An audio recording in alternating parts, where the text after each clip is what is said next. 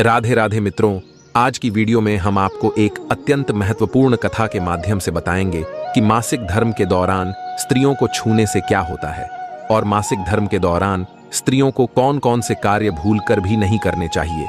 लेकिन उससे पहले अगर आप सभी लोगों ने अभी तक वीडियो को लाइक नहीं किया है तो वीडियो को एक लाइक अवश्य करें और कमेंट बॉक्स में राधे राधे लिखना ना भूलें। मित्रों, आप सभी लोगों का ज्यादा समय नष्ट ना करते हुए इस महत्वपूर्ण कथा को शुरू करते हैं।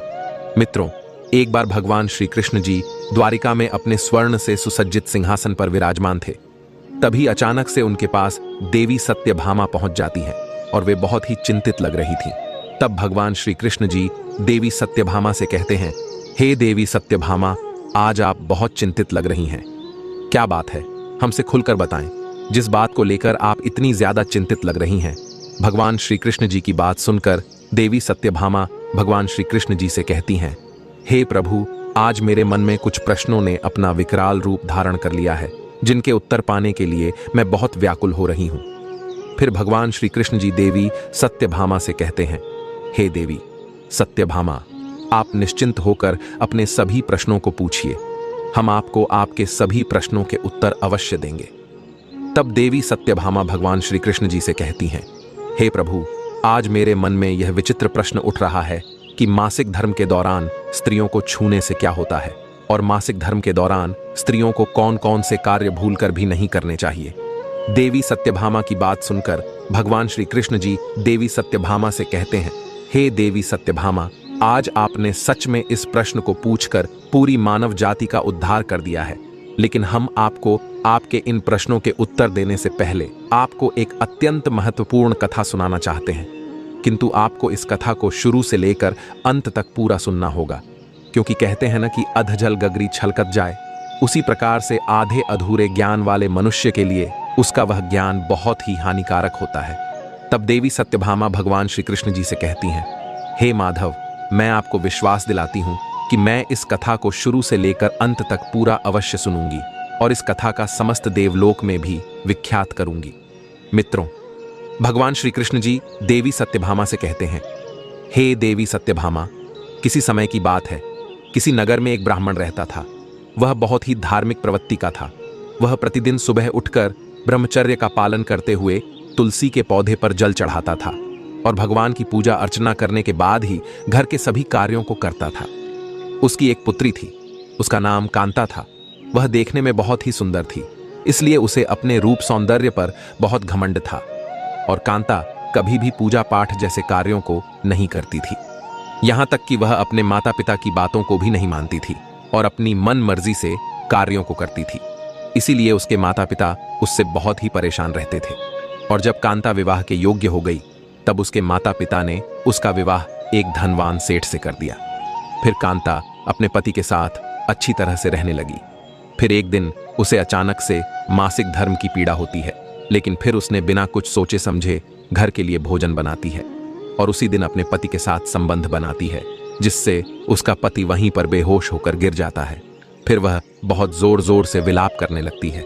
तभी अचानक से कांता के पास उसकी सास आ जाती है और अपने पुत्र को बेहोशी की हालत में देखकर उस पर बहुत क्रोधित हो जाती है और उससे कहती है, अरे मूर्ख स्त्री, ये तूने क्या किया जिसके कारण मेरे पुत्र की ऐसी हालत हो गई है।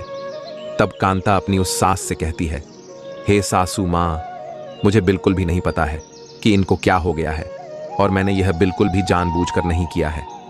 सुषमा की बात सुनकर उसकी सास उससे कहती है, अरे दुष्ट स्त्री, तुझे नहीं पता कि तूने कितना बड़ा अपराध किया है, जिसकी वजह से मेरा पुत्र बेहोश होकर जमीन पर गिर पड़ा है, इसलिए अब तू इस घर में नहीं रह सकती है। तब कांता अपनी सास से कहती है, हे सासू माँ, मुझे क्षमा कर दो, मैं आगे से ऐसा कुछ भी नहीं करूंगी और अगर आप मुझे घर से निकाल देंगी तो मैं कहाँ जाऊंगी, क्योंकि मेरा तो मेरे पति के अलावा कोई भी नहीं है।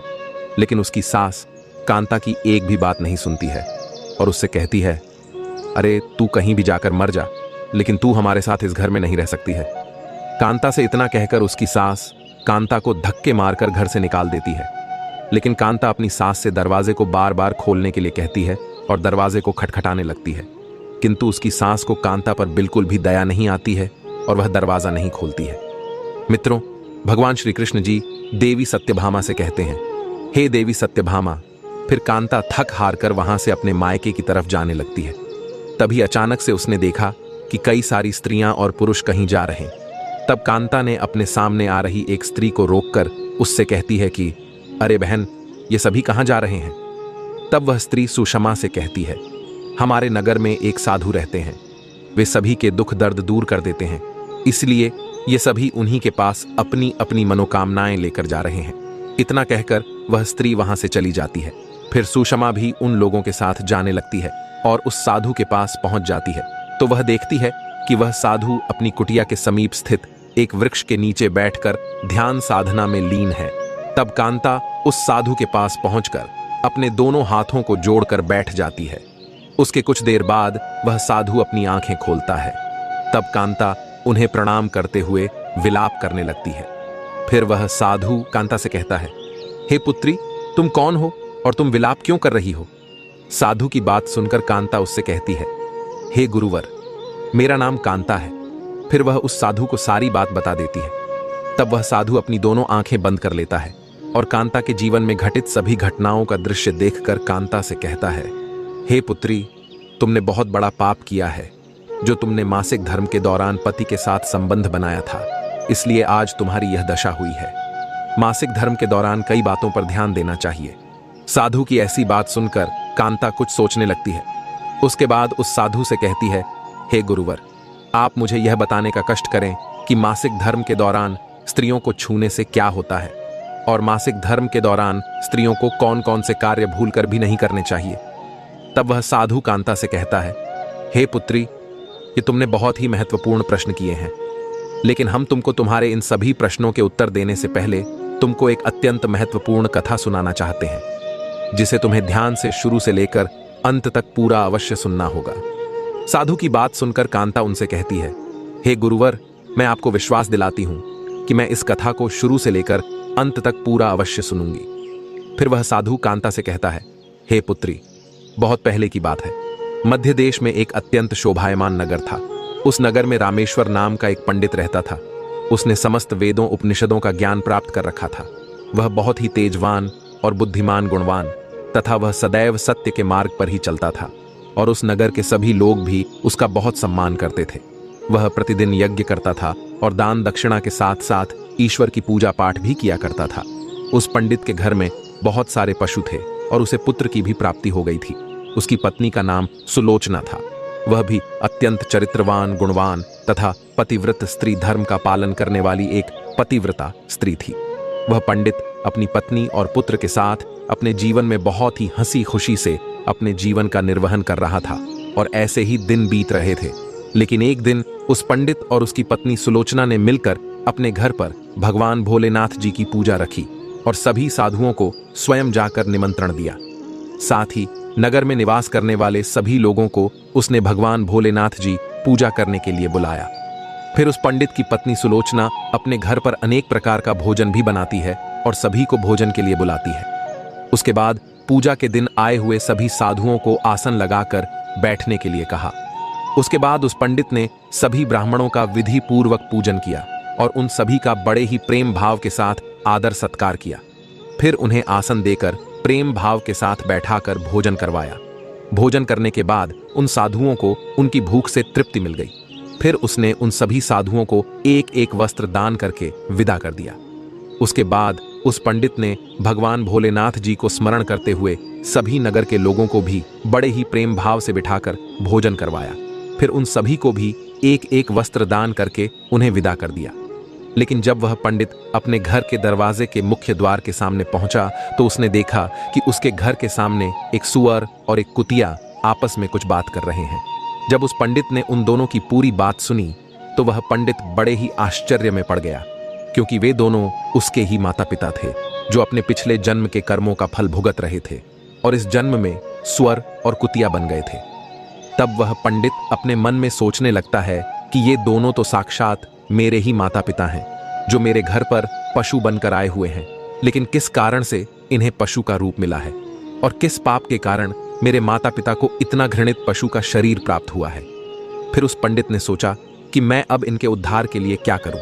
यही सब सोचते हुए सुबह से शाम हो जाती है और इसके बारे में विचार करते हुए उस पंडित को रात भर नींद भी नहीं आती है और वह रात भर भगवान भोलेनाथ के खास मंत्र ओम नमः शिवाय का जाप करते हुए किसी तरह से रात काट लेता है।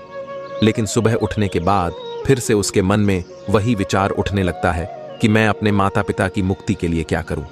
तब उसे याद आया कि मेरे माता पिता की आत्मा की मुक्ति का उपाय सिर्फ वह तांत्रिक ही बता सकता है, जो नगर के बीचों बीच स्थित एक वृक्ष के नीचे एक कुटिया बनाकर रहता है। फिर वह पंडित स्नान आदि कार्य संपन्न करके उस तांत्रिक से मिलने के लिए उसकी कुटिया पर पहुंच जाता है और उस कुटिया के अंदर प्रवेश करते ही उस पंडित ने तांत्रिक को प्रणाम किया। तब वह तांत्रिक उस पंडित से कहता है, हे पुत्र, तुम आज किस कारण से मेरी कुटिया में आए हुए हो और तुम बहुत दुखी भी लग रहे हो, इसलिए तुम्हारे दुख का क्या कारण है? उस तांत्रिक की बात सुनकर वह पंडित उस तांत्रिक से कहता है, हे गुरुवर, आप मेरा प्रेम भरा प्रणाम स्वीकार करें। हे गुरुवर, आज आपके दर्शन मात्र से मेरा जन्म सफल हो गया है, परंतु हे गुरुवर, मैं आज आपके पास अपनी एक शंका लेकर आया हूं, इसलिए आप अब मुझे मेरे इस दुख से बाहर निकालने की कृपा करें। हे गुरुवर, मुझे मेरी इस शंका से मुक्त कीजिए। इसी शंका के कारण मैं अत्यंत दुखी और दुर्बल हो गया हूं। तब वह तांत्रिक उस पंडित से कहता है, हे पुत्र, तुम दुखी मत हो, तुम निश्चिंत होकर अपनी उस शंका को मुझसे पूछो, हम अवश्य ही तुम्हारी इस शंका का समाधान करेंगे। फिर वह पंडित उस तांत्रिक से कहता है, हे मुनिवर, कल मैंने अपने घर पर भगवान भोलेनाथ जी का पूजन करवाया था तथा अनेक साधु संतों को और नगर के सभी लोगों को भोजन करवाया था। मैंने सब कुछ पूरी विधि विधान से संपन्न करवा दिया था, लेकिन जब मैं अपने मेहमानों को अपने मुख्य द्वार तक छोड़ने गया तो मैंने देखा कि मेरे द्वार के सामने एक सुअर और एक कुतिया दोनों खड़े होकर बात कर रहे थे। मित्रों, भगवान श्री कृष्ण जी देवी सत्यभामा से कहते हैं, हे देवी सत्यभामा। वह साधु सुषमा से कहता है, हे पुत्री। वह पंडित उस तांत्रिक से कहता है, हे गुरुवर, सबसे पहले तो वह कुतिया उस सुअर से इस प्रकार से कह रही थी कि हे नाथ, देखो आज कैसी घटना घटी है।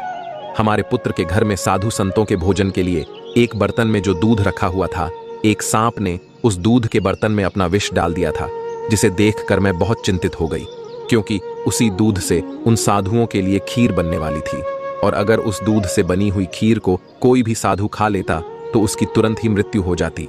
इसीलिए मैंने उस बर्तन में रखा हुआ सारा दूध पी लिया था। लेकिन जब हमारी बहू की दृष्टि मेरे ऊपर पड़ी तो उसने मुझे एक डंडे से बहुत पीटा, जिससे मेरी एक टांग टूट गई और अब मुझे बहुत पीड़ा भी हो रही है। इसलिए मैं लड़खड़ाते हुए चल रही हूँ, क्योंकि मुझसे यह पीड़ा सहन नहीं हो रही है। उस कुतिया की बात सुनकर वह सुअर बहुत दुखी हो जाता है और वह अपना वृतांत सुनाते हुए कहने लगता है, हे प्रिय, अब मैं तुम्हें मेरे दुख का कारण बताता हूँ।